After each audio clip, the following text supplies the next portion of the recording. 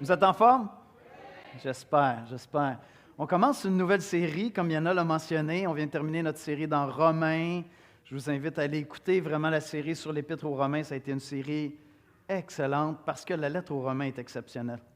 Maintenant, on commence une série qui est peut-être une des séries les plus importantes pour toi et pour moi, pour l'espoir, parce qu'à travers cette série-là, on va parler de deux vertus, peut-être parmi les plus grandes vertus chrétiennes, soit la reconnaissance, être reconnaissant, et la générosité. Ces deux qualités qui caractérisent le christianisme à travers toute l'histoire. Je ne sais pas si vous êtes d'accord avec cette affirmation-là, mais je crois que les chrétiens, de tous les êtres humains, de tous ceux qui vivent sur la terre, quelle que soit ta religion, ton ethnicité, ta situation, les chrétiens sont ceux qui ont les meilleures raisons, le plus de raisons pour être reconnaissants et généreux. Est-ce que tu es d'accord avec ça? Évidemment, à cause de l'Évangile. À cause de l'Évangile. Reconnaissance et générosité. Reconnaissance à cause de Christ qui s'est donné pour nous. Généreux parce que c'est la réponse à donner, à être généreux à notre tour. Et donc, je veux t'inviter déjà, alors qu'on commence cette série-là, je veux t'inviter à prendre la décision ce matin. Moi, je t'invite à prendre la décision dans 40 minutes, d'accord? Tu as 40 minutes pour prendre une décision qui va orienter les 4 prochaines semaines. Et c'est de prendre la décision que tous les jours, pendant 4 semaines, tu vas t'appliquer à vivre la reconnaissance envers Dieu, l'exprimer et être généreux, comme Dieu te conduira à l'être. Donc, c'est une invitation que je te lance. Imagine un instant, pense à ton témoignage de vie chrétienne et imagine un instant que pendant les 4 prochaines semaines, chaque jour, tu t'appliques à être profondément reconnaissant et profondément généreux. Essaie de t'imaginer, là, ta personne, je ne vous nommerai pas, là, mais j'ai plein de noms, moi je vous vois. Imagine que toi, là, tu deviens super reconnaissant et super généreux pendant 4 semaines. Quel impact est-ce que ça va avoir sur ton témoignage pour que les gens autour de toi voient l'amour de Dieu en toi? Imagine ça avec moi un instant. Moi, ça m'excite. Moi, ça m'excite et c'est profondément biblique. On va le lire ensemble. Esther va nous lire le psaume 103, mais ce matin, on va faire quelque chose de différent. Je vais vous demander de vous lever et je vais vous demander de lire tous à voix haute avec Esther le psaume 103 et puis on va plonger ensuite les regards dans ce merveilleux passage. Tous avec moi. Mon âme bénit l'Éternel. Que tout ce qui est en moi bénisse son saint nom. Mon âme bénit l'Éternel et n'oublie aucun de ses bienfaits. C'est lui qui pardonne toutes tes iniquités, qui guérit toutes tes maladies. C'est lui qui délivre ta vie de la fosse, qui te couronne de bonté et de miséricorde. C'est lui qui rassasie de bien ta vieillesse, qui te fait rajeunir comme l'aigle.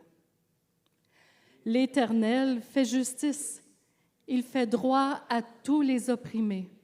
Il a manifesté ses voies à Moïse, ses œuvres aux enfants d'Israël.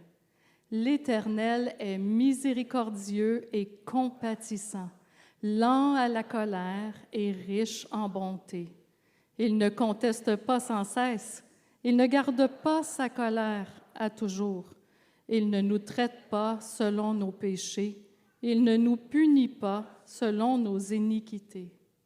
Mais autant les cieux sont élevés au-dessus de la terre, autant sa bonté est grande pour ceux qui le craignent.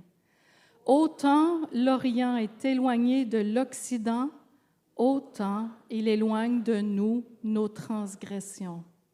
Comme un père a compassion de ses enfants, l'Éternel a compassion de ceux qui le craignent. Car il sait de quoi nous sommes formés. Il se souvient que nous sommes poussière. L'homme, ses jours sont comme l'herbe. Il fleurit comme la fleur des champs. Lorsqu'un vent passe sur elle, elle n'est plus, et le lieu qu'elle occupait ne la reconnaît plus. Mais la bonté de l'Éternel dure à jamais pour ceux qui le craignent, et sa miséricorde pour les enfants de leurs enfants, pour ceux qui gardent son alliance et se souviennent de ses commandements afin de les accomplir. L'Éternel a établi son trône dans les cieux, et son règne domine sur toutes choses. Bénissez l'Éternel, vous, ses anges, qui êtes puissants en force et qui exécutez ses ordres en obéissant à la voix de sa parole. Bénissez l'Éternel, vous toutes ses armées, qui êtes ses serviteurs et qui faites sa volonté. Bénissez l'Éternel, vous toutes ses œuvres, dans tous les lieux de sa domination. Mon âme bénit l'Éternel.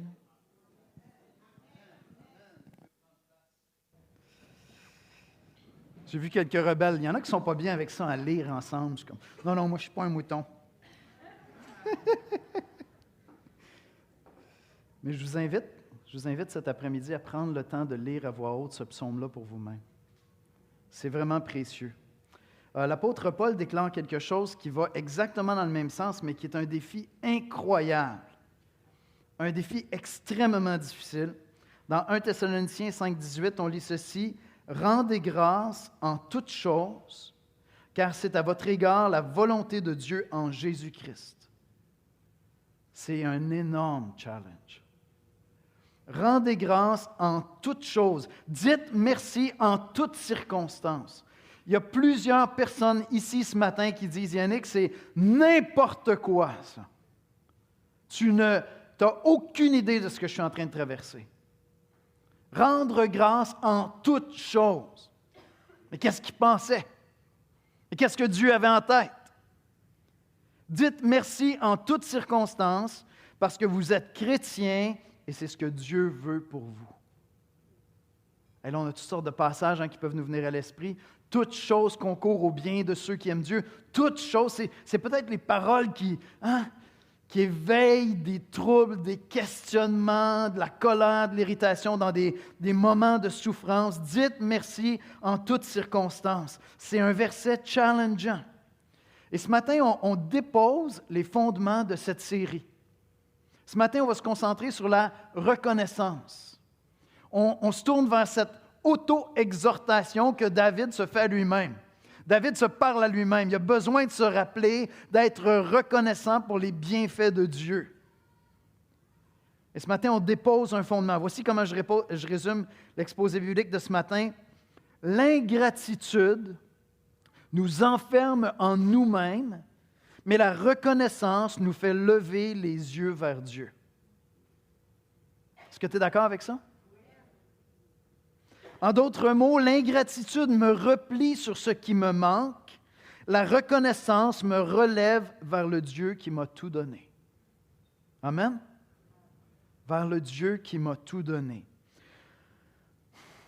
Et ce matin, je vais être très, très, très concret parce qu'il y a un mouvement dans le psaume, donc je vous donne un mouvement, d'accord? Pour qu'on puisse pratiquer la reconnaissance.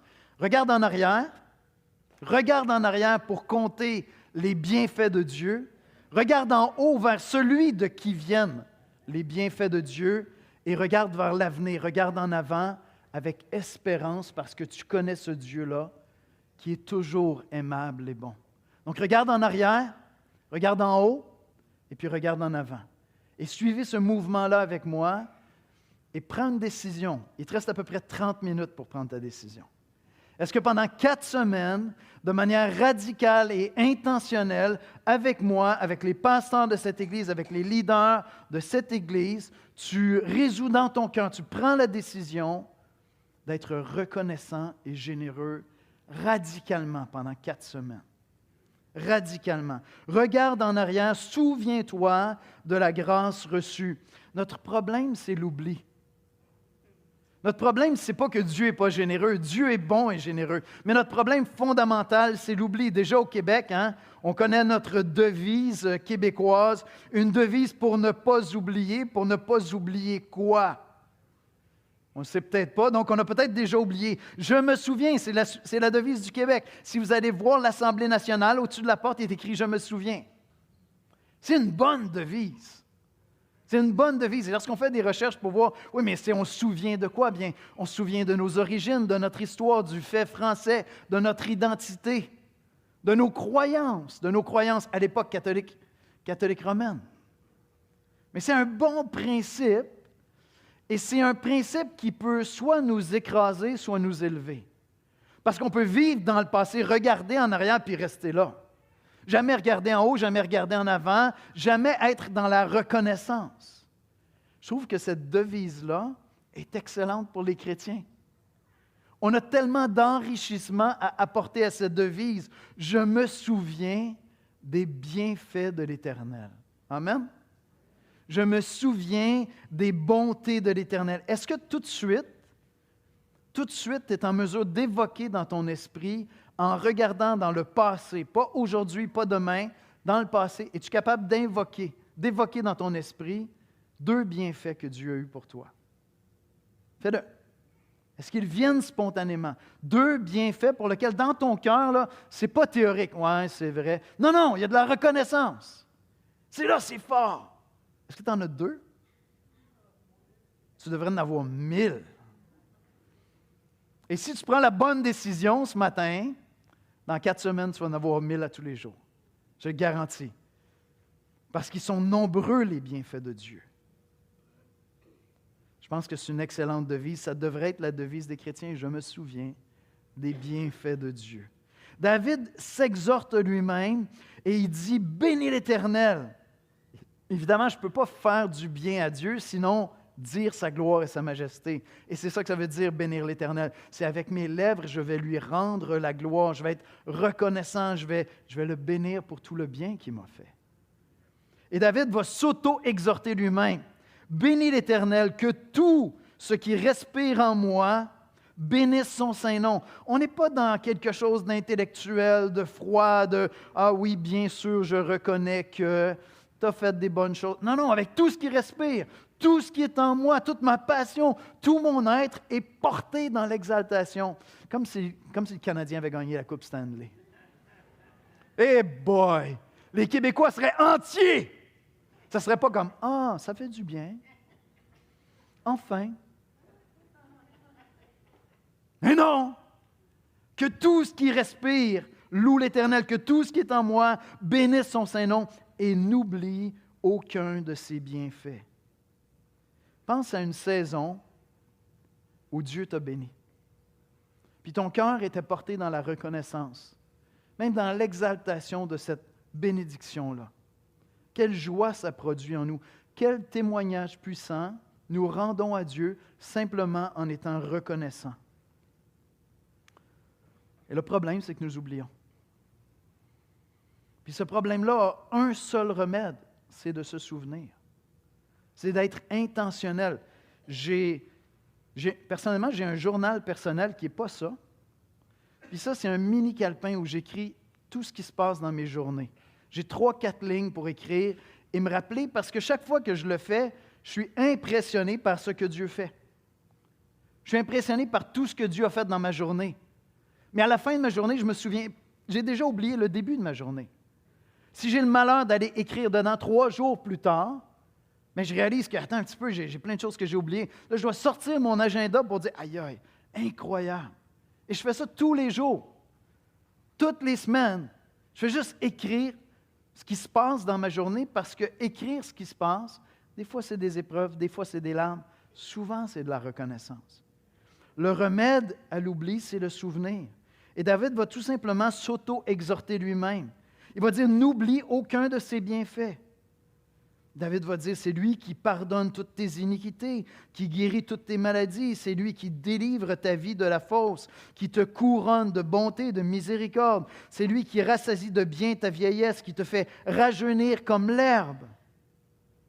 Rappelle-toi combien Dieu t'a aimé, combien Dieu t'a pardonné.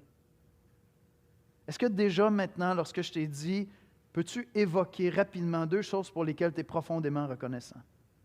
Et si ta réponse c'est non, on pourrait expliquer beaucoup de défis dans ta vie juste avec cette réponse-là. Je ne suis pas en train de faire de la pop psychologie, je ne suis pas dans la pensée positive, ce n'est pas ça que je suis en train de faire là. On est dans les Écritures, on est dans la parole de Dieu, on est en train de penser selon Dieu. Si tu n'es pas profondément reconnaissant, spontanément, si tu ne peux pas évoquer spontanément des objets de reconnaissance qui éveillent en toi de la reconnaissance, ce n'est pas théorique, ce n'est pas en principe. Oui, bien sûr, ça fait combien d'années que je suis chrétien, OK. Non, vraiment une reconnaissance. Moi, je te dis, simplement ça peut expliquer un grand nombre de difficultés dans ta vie.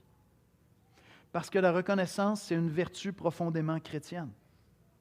Et ce n'est pas une question de savoir si tu es quelqu'un qui est fondamentalement optimiste ou pessimiste, si tu vois le verre d'eau plein ou le verre d'eau vide. Dieu te dit tous les jours, tu devrais regarder en arrière et considérer combien ce verre d'eau-là est plein. Autrement, c'est de l'ingratitude. Peut-être que ce n'est pas spontané. Chez David, ça ne semble pas spontané. Parce qu'il est obligé de s'exhorter lui-même. Mon âme, n'oublie aucun de ses bienfaits. Il est obligé de se parler à lui-même. Est-ce que spontanément, tu es capable de regarder en arrière et compter les bienfaits de Dieu? Ou est-ce que lorsque tu regardes dans le passé, c'est l'amertume qui est en toi? Lorsque tu regardes dans le passé, c'est l'insatisfaction. Tu comptes les manquements, tes échecs, tes fautes, tes péchés, les offenses qu'on t'a faites. Est-ce que le passé, pour toi, est source de lamentation infinie? Ou est-ce que le passé, pour toi, est source de contentement et de reconnaissance? Par la grâce de Dieu, je peux dire devant Dieu qui m'est témoin, mon passé est source de reconnaissance énorme dans ma vie. Regardez en arrière, malgré toutes mes stupidités, malgré toutes les bêtises que j'ai faites, malgré tout le mal qu'on a pu me faire, malgré le fait que je n'ai pas été toujours favorisé par la providence divine. Mon cœur est rempli de reconnaissance quand je regarde en arrière. Honnêtement, je vous le dis devant le Seigneur. Mon cœur est rempli de reconnaissance. Et David ne veut pas seulement qu'on regarde en arrière en comptant les bienfaits, il veut qu'on se tourne vers celui de qui viennent ces bienfaits. C'est pour ça que je vous dis, on n'est pas dans la pensée positive ce matin-là. Ce n'est pas simplement de dire, regarde, j'ai reçu tout ça. Non, c'est de tourner les regards maintenant vers celui de qui viennent ces grâces. Et c'est ce que David fait comme mouvement dans le psaume. Il commence par s'exhorter lui-même pour ensuite se tourner vers celui qui bénit, celui qui donne, celui qui est généreux. Il veut que nous regardions vers le Dieu des bienfaits. Parce que la reconnaissance, ça exprime une relation. Notre reconnaissance, ce n'est pas à l'univers. Notre reconnaissance, ce n'est pas « je remercie la vie ». Non, moi, je ne remercie pas la vie. Je remercie l'auteur de la vie. Je remercie celui qui m'a donné la vie, celui qui me prête vie, celui qui a donné sa vie pour que j'aie la vie éternelle. Je ne remercie pas la vie.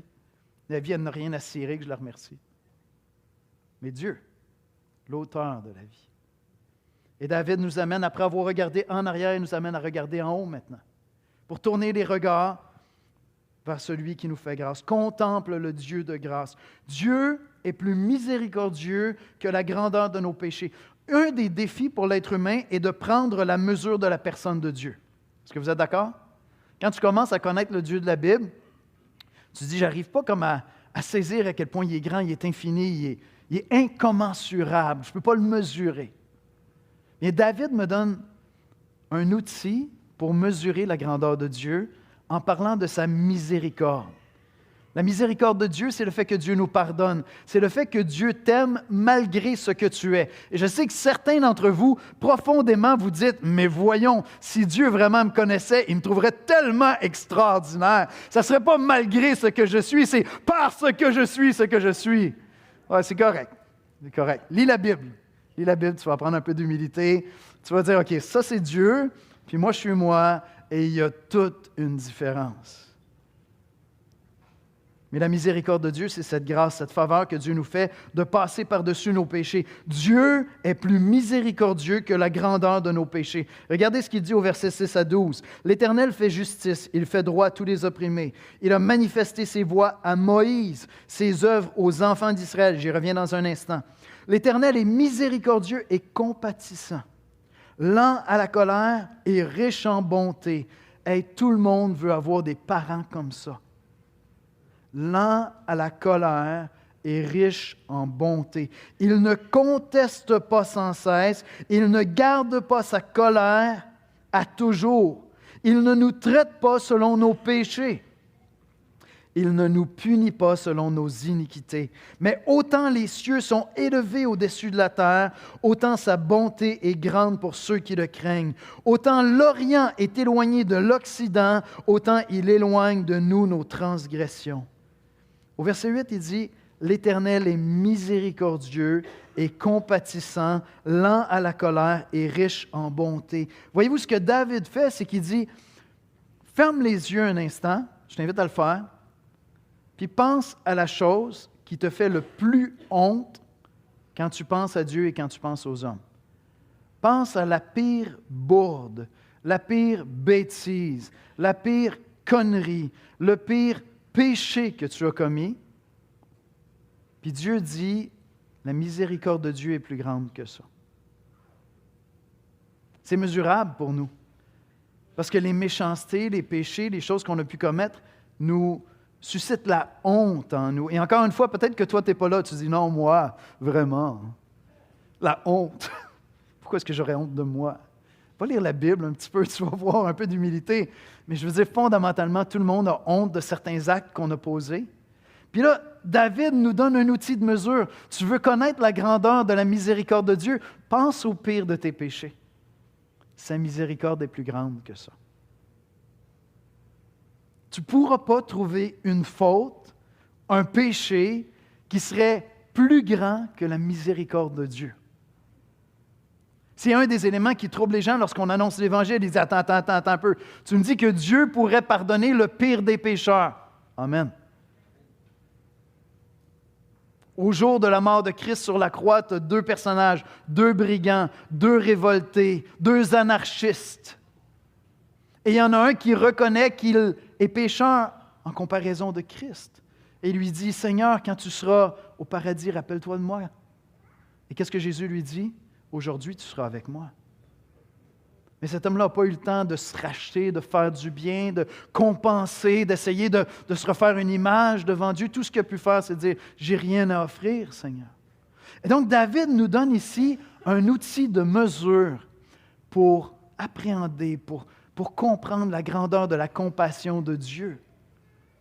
Et certains d'entre vous, vous n'utilisez pas cet outil-là. Quand vous péchez, quand vous manquez, vous vous bloquez, vous vous éloignez de Dieu parce que votre Dieu est tellement petit, sa compassion est tellement limitée que votre offense pourrait être plus grande que son amour. Est-ce que tu me suis? Si tes péchés t'empêchent de t'approcher de Dieu, c'est que ton Dieu est si petit que ton péché est plus grand que son amour. Je vais oser te le dire comme ça, tu viens d'ajouter un autre péché à tes péchés. Parce que tu conçois Dieu comme un être petit, aussi petit que toi. C'est beau l'Évangile. Réalisez un instant que lorsque David écrit ces lignes-là, en fait David de son vivant sur terre, n'a jamais connu l'Évangile de Jésus-Christ.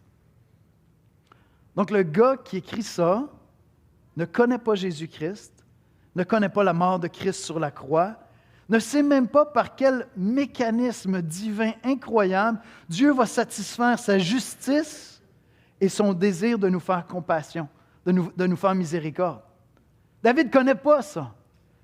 Et c'est pour ça qu'à l'Église, on revient constamment à l'Évangile, parce que moi, comme chrétien, moi qui connais Jésus-Christ, je ne peux pas lire le psaume 103 comme David a écrit le psaume 103. Parce qu'il y a tellement de choses que David ne connaît pas. Mais lorsque moi, je considère des péchés qui tendraient à m'éloigner de Dieu parce que je me sentirais indigne de m'approcher de Dieu, je me tourne à la croix et qu'est-ce que je dis? Mais Christ est plus grand que le plus grand de mes péchés. Et tout ce qu'il désire, c'est que je reconnaisse ce péché, que je le confesse, que je cours dans ses bras. Et David te donne ici un outil pour être reconnaissant. Tu dis, je ne sais pas pourquoi je serais reconnaissant. Pense à tes péchés. Ça aide si tu penses que tu es pécheur, là, comme je dis depuis tantôt. Mais pense à tes péchés. Puis David nous donne une mesure. Mais David ne s'arrête pas là parce que ce n'est pas suffisant encore. David va aller plus loin que ça encore. Je trouve ça intéressant. David place ça dans le contexte de la mémoire, de se rappeler, de ne pas oublier. N'oublie aucun des bienfaits de Dieu. Il y a une citation de John Newton. Je ne sais pas si vous connaissez John Newton. Vous savez quel chant il a écrit? Amazing Grace, grâce infinie. John Newton était un grand pécheur devant l'Éternel. Il a été négrier. Donc, il conduisait un navire qui faisait la traite des esclaves. Et il a été ensuite esclave lui-même pour ensuite connaître la grâce. Et c'est de là que vient ce chant extraordinaire. Et John Newton dit ceci, « Ma mémoire, alors qu'il vieillissait à la fin de sa vie, est aveugle. » Évidemment, il parle à la mémoire. « Ma mémoire s'efface presque entièrement, mais je me souviens de deux choses. Je suis un grand pécheur et Christ est un grand sauveur. » Je suis un grand pécheur et Christ est un grand sauveur. Dieu te donne un outil pour aller dans la reconnaissance en essayant d'envisager la grandeur de son pardon par la grandeur de tes péchés. Et il ne s'arrête pas là. Et il ne s'arrête pas là. La grâce de Dieu dépasse tout ce que nous pouvons mesurer.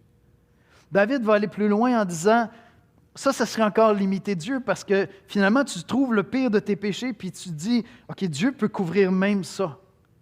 Oui, mais même ça, c'est encore limiter Dieu.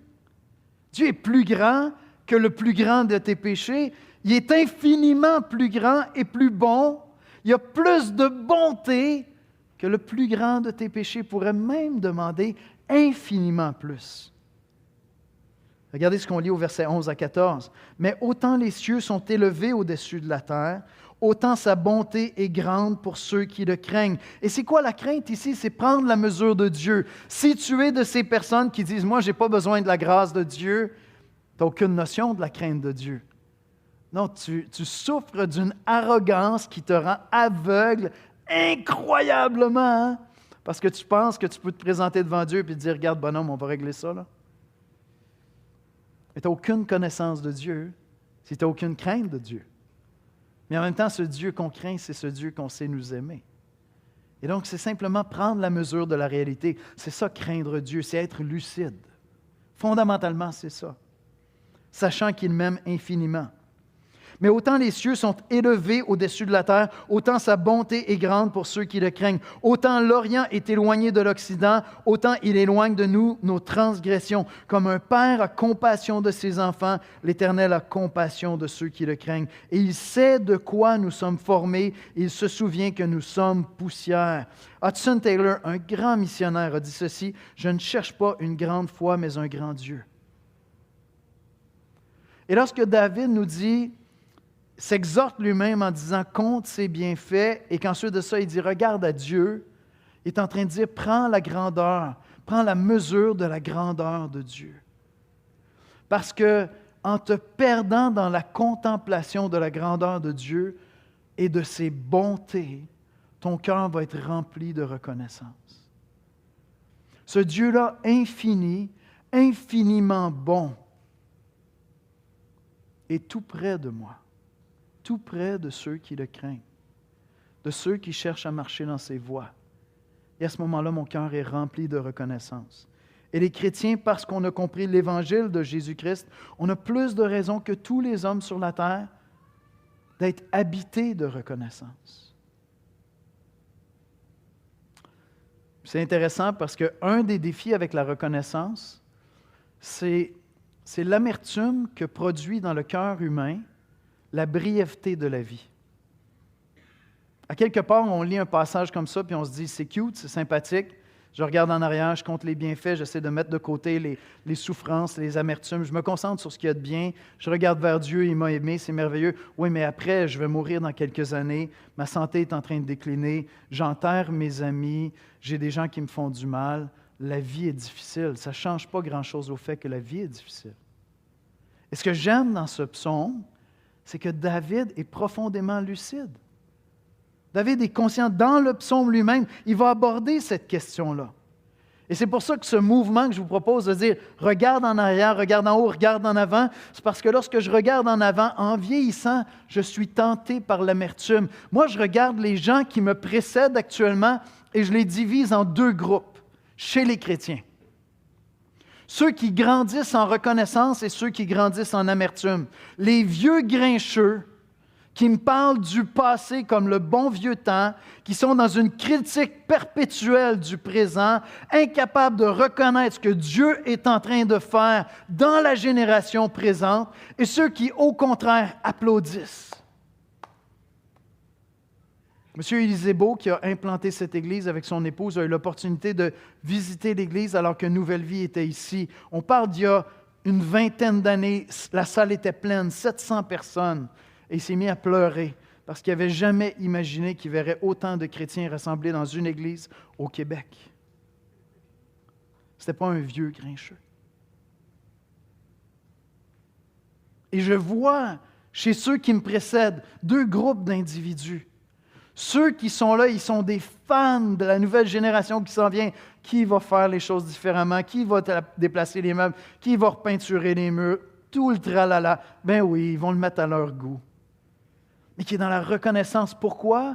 Parce qu'il connaît le Dieu qui prépare sa destinée, qui prépare son avenir.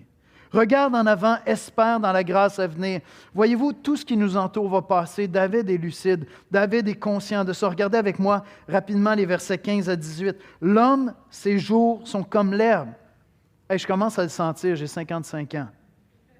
Il fleurit comme la fleur des champs. Lorsqu'un vent passe sur elle, elle n'est plus.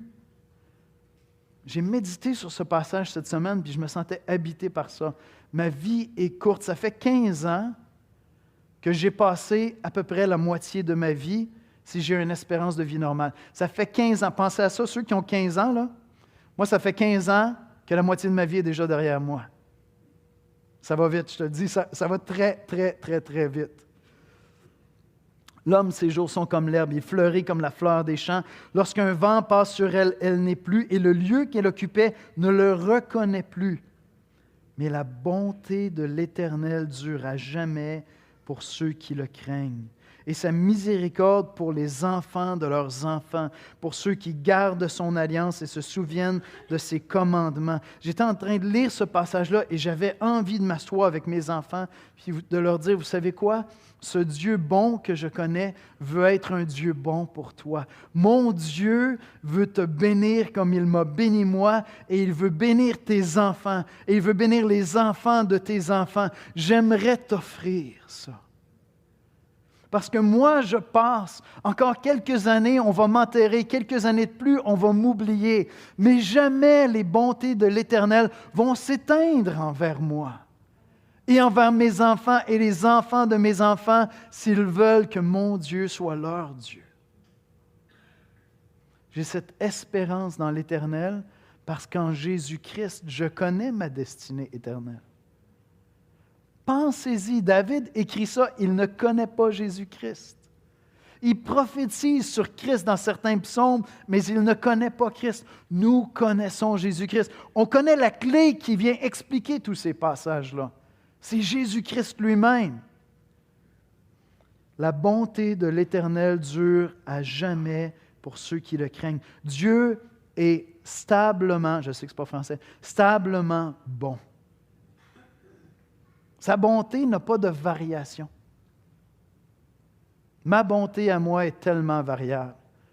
Si vous m'attrapez sur une fin de journée où je suis fatigué, là, si je suis encore bon, là, c'est parce que le Seigneur ferme ma bouche puis il garde sa main sur mon cou pour dire « tais-toi puis va te coucher ». Mais Dieu est stablement bon. Dieu ne varie pas dans sa bonté. Puis il veut la transmettre à mes enfants puis aux enfants de mes enfants. Quel Dieu extraordinaire nous avons. Puis enfin, il termine avec ceci. Le règne de Dieu nous donne une raison éternelle de bénir. Regardez la fin du psaume. L'Éternel a établi son trône dans les cieux, son règne domine sur toutes choses. Bénissez l'Éternel, vous ses anges qui êtes puissants. Il est en train d'inviter non seulement lui-même s'exhorter à bénir Dieu, mais il invite toute la création, tous les anges, toutes les dominations, tous ceux qui voient la gloire, la grandeur de ce Dieu éternel, constamment bon, miséricordieux et juste. Vous qui êtes puissants en force et qui exécutez ses ordres, en obéissant à la voix de sa parole, bénissez l'Éternel, vous, toutes ses armées, il parle de toute sa création, qui êtes ses serviteurs et qui faites sa volonté. Bénissez l'Éternel, vous, toutes ses œuvres, dans tous les lieux de sa domination. Mon âme, mon âme, mon âme, bénis l'Éternel. Parce que je sais que Dieu est éternellement bon. Parce que je sais que Dieu est éternellement bon, je peux non seulement regarder en arrière et compter ses bienfaits, non seulement me tourner, pas seulement vers les cadeaux qu'il me fait, mais vers celui de qui il vient, entrer en relation avec lui et l'adorer lui pour ce qu'il est, mais regarder en avant et savoir que ses promesses sont fidèles. Christ revient bientôt, Christ me prépare une place, bientôt je vais être avec lui. Alors quand tu regardes à l'amertume de la vie, tu regardes à ton corps qui vieillit, qui dégénère, à tes amis que tu enterres, aux douleurs que la vie apporte, à tes blessures de guerre, parce que vivre ici-bas, c'est livrer une bataille. Puis tu dis, il me semble que ça fait juste s'ajouter. Compte les bienfaits de Dieu dans cette perspective de l'éternité. Un missionnaire, Samuel Rutherford, dit ceci, « Quand je serai au ciel, je bénirai Dieu pour chaque tempête. » Quand je serai au ciel, je bénirai Dieu pour chaque tempête. Parce que je connais les bontés de Dieu. Et si les tempêtes de la vie, si la brièveté de la vie, si l'amertume de la vie te prive de reconnaissance, considère les promesses de Dieu pour l'éternité. Parce que Dieu est tout-puissant et il est fidèle. Je vais inviter les musiciens à venir me rejoindre en avant. L'espoir, je te lance un défi. Je ne sais pas quelle décision tu as prise, il te reste à peu près 5 minutes pour prendre la décision. La décision que tu as à prendre ce matin, c'est est-ce que tu décides que pour les 4 prochaines semaines, on va te le rappeler chaque semaine, on est dans cette série Reconnaissance et générosité. Est-ce que tu prends la décision ce matin, on va prendre le repas du Seigneur, tu vas avoir encore plus de raisons d'être dans la reconnaissance. On va se rappeler ce que Christ a fait pour nous. L'espoir, est-ce que tu prends cette décision avec moi de manière radicale, quotidienne, de dire merci Seigneur.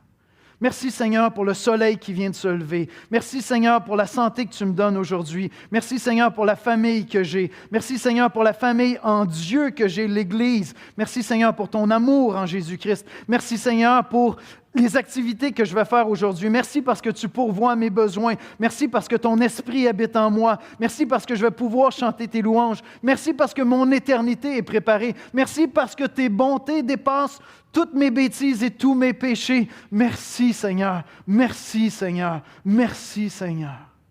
Il te reste 2 minutes pour prendre cette décision-là. Ma prière, c'est que tu prennes cette décision-là avec moi. Et que tu rêves avec moi du témoignage puissant que Dieu va produire avec toi, avec moi, avec cette Église. Si radicalement, pendant 4 semaines, on s'applique à regarder en arrière, pas pour chiquer nos vieilles guenilles, pas pour nourrir de l'amertume et du ressentiment, mais pour voir tous les bienfaits de Dieu. Et si on décide de regarder en haut pour tourner les regards vers celui de qui viennent ces bienfaits, nous le connaissons parfaitement en Jésus-Christ. Si tu connais Christ comme moi, tu n'as aucune raison d'être dans l'amertume, fondamentalement aucune. Aucune. Et le remède à l'amertume, à l'ingratitude, c'est la reconnaissance. Et tu peux prendre la décision avec moi d'espérer dans l'avenir, parce que celui qui te promet ton avenir est celui qui a donné sa vie sur la croix pour toi, qui t'a donné son esprit, qui t'a donné toutes les promesses qu'on trouve dans les Écritures. On va aller ensemble dans la prière. Seigneur Jésus, je veux te prier pour cette Église. Je Je veux te prier pour nos cœurs, pour mon cœur, Seigneur. Je viens dans ta présence, nous venons dans ta présence en se présentant devant toi humblement, sachant que trop facilement, nous sombrons dans l'ingratitude, Seigneur. Nous sombrons dans le mécontentement. Trop facilement, Seigneur, nous regardons en arrière pour nourrir de vieilles rancunes, de vieilles blessures, au lieu de compter tes bienfaits, Seigneur. Et ce matin, nous entendons avec David cette exhortation qu'il se fait à lui-même. « Mon âme bénit l'Éternel. » Je te prie, Seigneur, pour que chaque personne ici, ce matin, prenne cette résolution fermement à cœur. Et qu'ensemble, Seigneur, nous nous engagions pendant ces 4 prochaines semaines à regarder en arrière pour te bénir dans la reconnaissance, à regarder en haut vers toi, Seigneur, pour t'aimer, pour te rencontrer, pour te rendre grâce, Seigneur, et à regarder vers l'avenir, non avec amertume, avec critique, avec déception, mais en s'attachant à tes promesses, sachant que tes bontés ne sont pas à leur terme, Seigneur. Seigneur, viens nous rencontrer ce matin dans ce repas du Seigneur qu'on va prendre dans ces louanges, Seigneur, et convainc-nous de te rendre toute la reconnaissance que tu mérites. C'est en Jésus qu'on te prie. Amen. Amen.